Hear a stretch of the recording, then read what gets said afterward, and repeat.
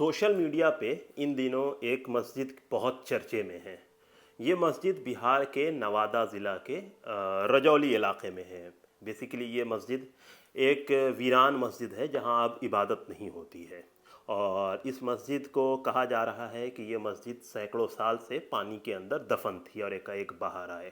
तो इसको लेकर सोशल मीडिया पे तरह तरह के चर्चाएं हो रही हैं, तरह तरह की बातें हो रही हैं। कई लोग ये कह रहे हैं कि इस मस्जिद को बचाओ, इस मस्जिद से हो सकता है शिवलिंग निकल जाए। कुछ लोग ये कह रहे हैं कि इस मस्जिद को आबाद किया जाए। तो मैं यहाँ पे कोशिश कर रहा हूँ कि उस मस्जिद की एक बेसिक हिस्ट्री आप लोगों के सामने रखूँ। तो हमारे एक दोस्त हैं शाहरुख दावर ख़ान, वो अभी इस मस्जिद की ज़ियारत करने के लिए गए थे ख़ास। वहाँ पे उन्होंने मुकामी लोगों से भी बात की और उन लोगों से भी बात की जिनके बुज़ुर्गों ने इस मस्जिद में नमाज़ अदा की है। तो मेरा नाम है मोहम्मद उमर अशरफ और आप देख रहे हैं हेरिटेज टाइम्स। और आज हेरिटेज टाइम्स के इस प्रोग्राम में हम बात करेंगे एक मस्जिद की। ये मस्जिद ना बाबरी मस्जिद है, ना ज्ञानवापी मस्जिद है और ना ही ये दिल्ली की जामा मस्जिद है, बल्कि ये बिहार के नवादा के अंदर मौजूद एक छोटी सी मस्जिद है जिसके अंदर 3 गुंबद है। ये मस्जिद पानी के अंदर है, यानी चारों तरफ पानी है, उसके बीच में ये मस्जिद मौजूद है। तो पिछले दिनों किसी साहब ने सोशल मीडिया पे एक फ़ोटो डाल दिया था कि पानी के अंदर से 600 साल पुरानी मस्जिद निकली है। और जिसके बाद वो फ़ोटो वायरल होता है, तरह तरह से लोग वहाँ पे अपने रेफरेंस से लोगों से पूछते हैं, लोग वहाँ पे जाके वीडियो बनाते हैं। तो जो वहाँ पर के मुकामी लोग हैं उनको पहले से भी उस मस्जिद के बारे में पता है, तो वो लोग जानते थे कि वहाँ पे मस्जिद है। लेकिन एकाएक जब वो वीडियो वायरल होना शुरू हुआ, फ़ोटो वायरल होना शुरू हुआ, तो अलग अलग जो यूट्यूबर्स हैं, जो अलग अलग व्लॉगर्स हैं, उन्होंने उसको अलग नैरेटिव देने की कोशिश की। तो मैं यहाँ पे कोशिश कर रहा हूँ हेरिटेज टाइम्स के माध्यम से कि आपके सामने अपनी बात रखूँ। तो बेसिकली नवादा का जो इलाका है वो पिछले 300 साल की तारीख में बहुत इम्पॉर्टेंट है। वहाँ पे कामगार खां हुआ करते थे और उनकी जो अपोनेंट थे वो थे जो गया में टेकारी महाराज हैं वो, तो इनके बीच में जंग वगैरह हुआ करती थी।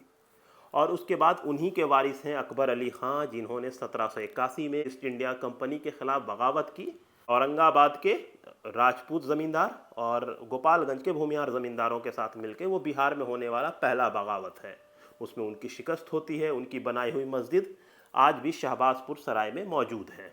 बाद में वहाँ से उनके ख़ानदान के लोग 1947 में हुए बंटवारे और 1946 में हुए फसाद की वजह कर वहाँ से निकल गए, वो एक अलग स्टोरी है। तो अभी हम जिस मस्जिद की बात कर रहे हैं ये मस्जिद है हल्दिया डैम, जिसको फुलवरिया डैम के नाम से भी जाना जाता है, उसके बीच में वाक़ है, उसके बीच में वो मौजूद है।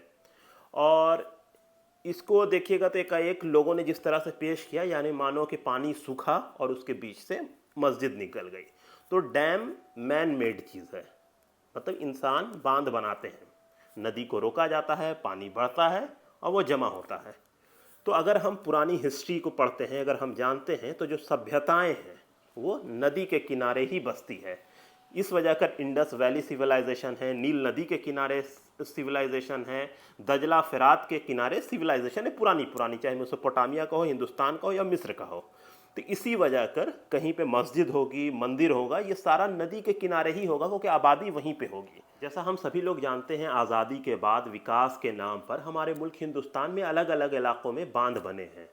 चाहे भाखड़ा जो बांध है वो हो, तो उसमें भी बहुत सारे लोग एक जगह से दूसरी जगह विस्थापित हुए हैं। वैसे ही बिहार के नवादा के रजौली इलाके में, जिसको हल्दिया डैम, फुलवरिया डैम कहते हैं, वो जब बना तो वहाँ से भी बड़े पैमाने पे लोग विस्थापित हुए, इधर से उधर गए। उनको सरकार दूसरी जगह जगह देती है, वो वहाँ बसते हैं, वहाँ पे वो अपनी मस्जिद आबाद करते हैं। तो ये जो पूरा इलाका है, ये जो पूरा खित्ता है, वो पानी से डूब जाता है।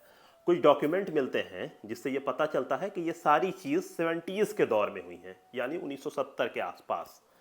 तो ये जो डैम है, तो इसमें सिर्फ मस्जिद नहीं, मुसलमानों की बस्ती नहीं, बल्कि बहुत बड़ी बस्ती विस्थापित हुई है। सारे लोग एक जगह से दूसरी जगह गए, उन्होंने अपना गांव बसा लिया। और जब शाहरुख भाई वहाँ पे गए तो वहाँ पे उन्हें कुछ ऐसे लोग भी मिले जिनसे उन्होंने बात की, जो बता रहे हैं कि उनके वालिद साहब ने इस मस्जिद में नमाज अदा की है, नमाज पढ़ी है। तो इससे भी पता चल रहा है कि ये ज़्यादा पुरानी बात नहीं है।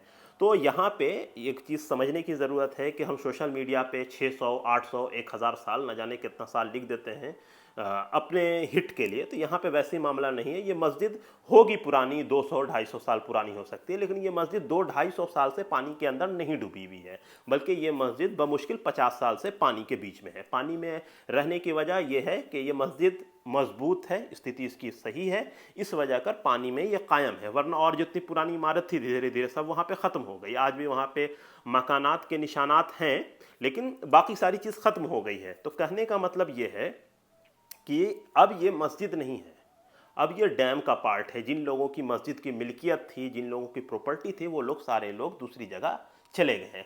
और अभी चूंकि पानी घट गया है, इस वजह कर वो मस्जिद का जो स्ट्रक्चर है वो अब दिख रहा है।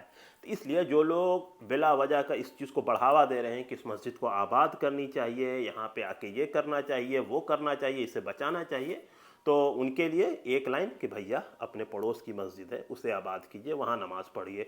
जब यहाँ पे लोग ही नहीं हैं, 5-5, 6-6 किलोमीटर तक नमाज कौन अदा करेगा, बीच नदी में कौन जाएगा। इसलिए गैर ज़रूरी मुद्दे को हवा देने से बचिए और जो फैक्ट है उस पर बात करते हैं। तो ये जो मस्जिद है उसका स्ट्रक्चर देख के लग रहा है कि ये बहुत पुराना नहीं है, मतलब 400-500 साल पुराना नहीं है, 300 साल के आसपास या उससे नीचे ही का है। लेकिन ये एक हेरिटेज है। अगर गवर्नमेंट, बिहार सरकार इसको बचाती है, इसको एज ए हेरिटेज इसको प्रिजर्व करती है, तो हम लोग उसकी तायद करेंगे, हम लोग उसका सपोर्ट करेंगे। लेकिन चूंकि ये मस्जिद पानी के अंदर है, इसको नुकसान हो जाएगा, तो फिर ये एक अलग मुद्दा है। लेकिन आज की डेट में ये मस्जिद नहीं है, क्योंकि जिन लोगों की मस्जिद थी उन्होंने अपनी मस्जिद अब दूसरी जगह बना ली है। सो मुझे लगता है कि इतना काफ़ी है। आप लोगों को समझ में आ रहा होगा कि मैं क्या कहना चाह रहा। तो दीजिए हमें इजाज़त। तो हम हेरिटेज टाइम्स के ज़रिए यही कोशिश कर रहे हैं कि कुछ चीज़ों का फैक्ट चेक कर सकें। तो ये एक कोशिश थी इसी के लिए। बहुत बहुत शुक्रिया।